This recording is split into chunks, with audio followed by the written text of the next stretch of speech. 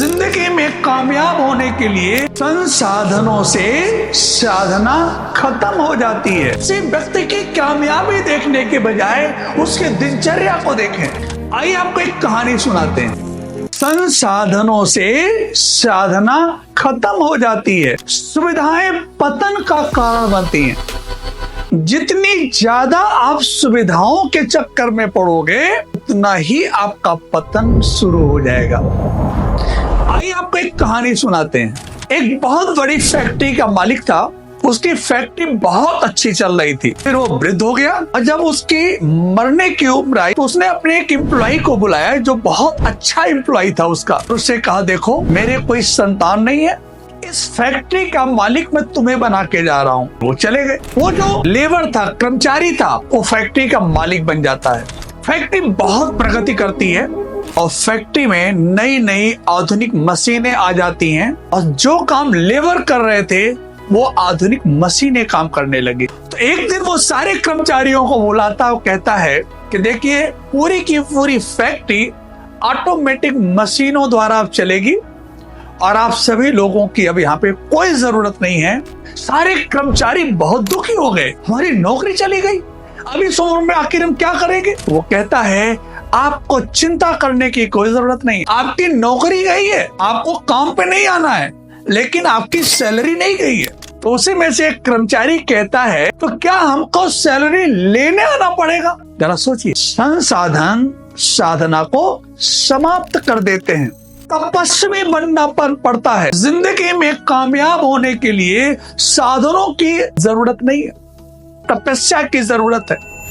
जितने भी चैंपियन बनते हैं रिंग में चैंपियन नहीं होते। रिंग में तो सिर्फ वो पहचाने जाते हैं कि वो चैंपियन है। बाकी जो पूरे दिन सालों साल वो कठिन परिश्रम करते हैं, जो उनकी दिनचर्या होती है, उनका जो रोज का प्रैक्टिस होता है, वो उनको चैंपियन बनाता है, ना कि रिंग में तो सिर्फ पहचान होती है। जिंदगी में अगर आप कामयाब व्यक्ति होना चाहते हैं तो किसी व्यक्ति की कामयाबी देखने के बजाय उसके दिनचर्या को देखें। क्या उसकी दिनचर्या कैसी है। कई बार हम शिकायत करते हैं। आइए दो आदमियों की बात करते हैं। एक आदमी है जो नंगा बदन है और एक दूसरा आदमी है वो भी नंगा बदन है, उसके भी शरीर पे कपड़े नहीं है। लेकिन यहाँ पे दो अलग अलग बातें हैं। एक गरीबी की वजह से नंगे बदन है और दूसरा दिगंबर मुनि है जो 5,000 10,000 करोड़ का मालिक था। उसने सब कुछ त्याग करके अपने बदन के सारे कपड़े फेंक दिए और दिगंबर मुनि बन गया। सवाल ये उठता है कि आप जिंदगी में अपने विषय में क्या सोचते हैं, अपने बारे में क्या सोचते हैं, आपकी अपने बारे में क्या ओपिनियन है। किसी भी क्षेत्र में, चाहे वो पढ़ाई हो, चाहे वो राजनीति हो, चाहे खेल जगत हो, चाहे वो सिनेमा हो, कोई भी क्षेत्र हो, कामयाब व्यक्तियों की दिनचर्या को बड़ी गहराई से देखने की जरूरत है। आइए हम बात करते हैं प्रकृति की। प्रकृति के विरोध में अगर हम जाएंगे तो प्रकृति हमारे विरोध में चली जाएगी। मौसम क्यों बनाया गया है? क्यों नहीं एक ही मौसम रहता? सर्दी के बाद गर्मी, गर्मी के बाद सर्दी, जाड़ा, गर्मी, बरसात, 4 ऋतु में। अगर इन 4 ऋतुओं में हम बात करें, हर ऋतु का अपना अपना महत्व है, लेकिन बसंत ऋतु की तो कुछ बात ही अलग है। जिंदगी में जब आप कामयाब हो रहे होते हैं, सक्सेसफुल हो रहे होते हैं, तो यूं समझिए कि आपकी जिंदगी का बसंत ऋतु चल रहा है।